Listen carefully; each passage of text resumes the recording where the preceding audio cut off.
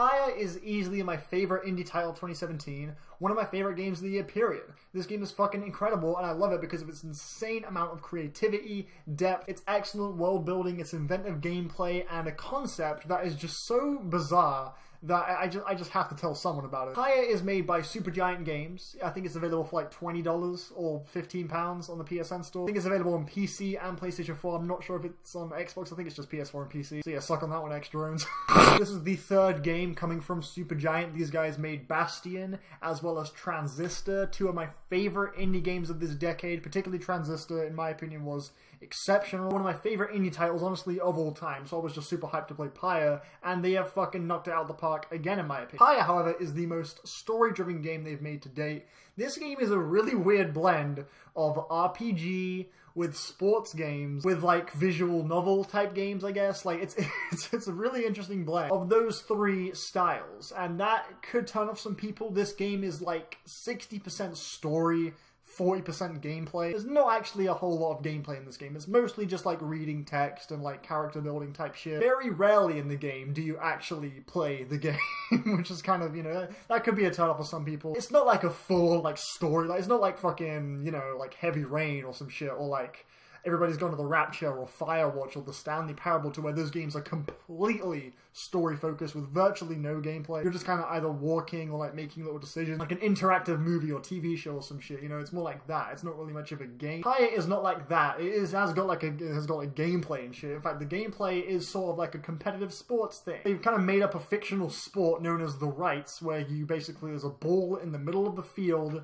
You have it's a 3-on-3 sports game, and the goal is simply to get the ball into your opponent's goal, just like any sports game. However, you do unlock like little abilities and powers, and you can jump and shit. There are loads of little moves that will interplay within the game, so it's not just like a simple like get the ball in the hole. There's more depth to it, and as enjoyable as the gameplay was, I really loved the way they pulled off this really elegantly, brilliantly detailed sports game, this sort of fictional idea they've come up with. It's awesome, but my enjoyment came primarily from the story and the dialogue and the characters. They are all ridiculously memorable and distinctly unique. There is tons of detail and lore and background information about everyone and the world that this game exists in. It's just such a well-built world. It really does feel lived in, as if like this place, like the world this game takes place in, it feels like it really exists. Or like when you finish the game, it feels like it's still, you know, existing. It feels like it's been lived in, like stuff has happened previously. It feels like the game was still going before you hit play. They build this world immensely well, and all of these characters can be used in gameplay, and they each have their own unique, distinct traits and abilities. Like, for example, Jadariel is this like horned fucking like demon who's really slow, but when she does score in the game, you get like a huge amount of points against the enemy team. She has her drawbacks, but she has a, you know, advantages too. There's also Sir Gilman, who is probably my favorite character in the whole game. He was fucking hilarious. He's like basically this like knight, this worm who's a knight who's just super proud of everything he does. He's just got so much pride and honor. He never refers to himself as an I. He always calls himself this knight. Like, whenever he has to go do something, he's like, this knight will do this. He always like calls himself this knight, and he's just so like proud and really honorable, and he's just really fucking cool. He cracked me up. He was a really funny, kind of quirky character, but in the game, he's like stupidly quick, but he like barely scores many points against the enemy team. And he's really kind of vulnerable and defenseless, but he's really lightning fast. So every single character has like different traits, and it does go deeper than just like the slow guy and the fast guy. There is more depth to it. You can do this thing called casting an aura, where you can sort of like attack the enemy opponents, or they can walk into your aura, which is sort of like this surrounding thing. And if one of your opponents gets caught in your aura, then they will be banished, which means that they'll have to wait like 5 or 6 seconds before they can be respawned back into the game, giving you an opportunity to like sneak in and score. So there is a lot of depth to the gameplay. I just kind of wish that these rights, there were just more of them, really. Like the game can sometimes, it does vary, but sometimes this game can be like, you'll play a right, you'll play a match in this game, like you'll play one,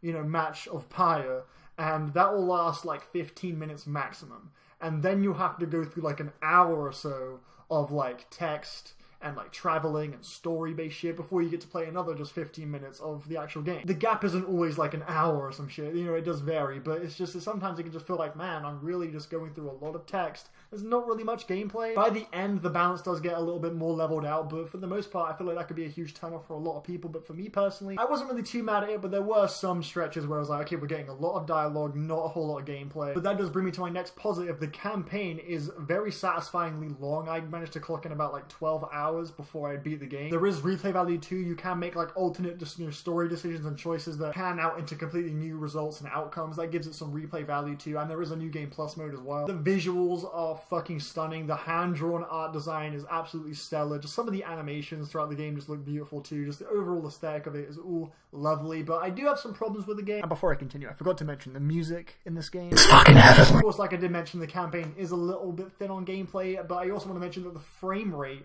can be an issue too. There were times where maybe like a match was getting super hectic and the frame rate could be a little bit jittery. It can be kind of hard to tell what's going on. It isn't like unplayably shit, but on a regular basis, the frame rate would drop. The sense of progression in the game is a little bit unrewarding and a bit anticlimactic. Like, for example, the level cap on every single character is like 5. That's right, you stop leveling up after 5. 5 is the max level, which is really small. It does take a long time to level up. Every time you do level up, you'll sort of be able to equip a new mastery, which is sort of like a new ability, I guess. There's like a selection of abilities, and you'll only be able to actually get 4 of them. I think every character has a total of like 8 masteries, you know, but you can only get like 4 of them, and it can feel a little bit just anticlimactic, and eventually you will end up maxing out pretty much everyone. Progression just feels a little bit shaky in this game. It just doesn't really feel quite as rewarding as I think it should do, or like it did in previous games. And that does remind me, if you have played previous Supergiant games like Bastion and Transistor, you will notice some reused features and mechanics. For example, in Pyre, you can like activate these stars that will pretty much result in some handicaps. Like, you'll activate a star which will basically make the enemy team like 20% faster, but you know, if you win, you'll get like more experience. So it's sort of like making the game harder, but you're going to get a better reward out of it. That was also done in Bastion and Transition. Little things like that, you can just notice the similarities. But that's about it. Overall, Pyre is an incredibly unique, inventive, fun, satisfying, and rewarding and memorable indie title that is just one of the most creative things I have played all year. And I'm really upset it's not getting quite as much attention as I think it should do. And I really do hope it does walk away with the Best Indie Game Award this year at the Game Awards, but I feel like Cuphead will probably win it. Overall, I'm feeling a 9. I thought this was a fantastic indie title with a lot of replay value. Yeah, it's really stuck with me. Great characters, great gameplay. I have a few issues here and there, but overall, I really loved it.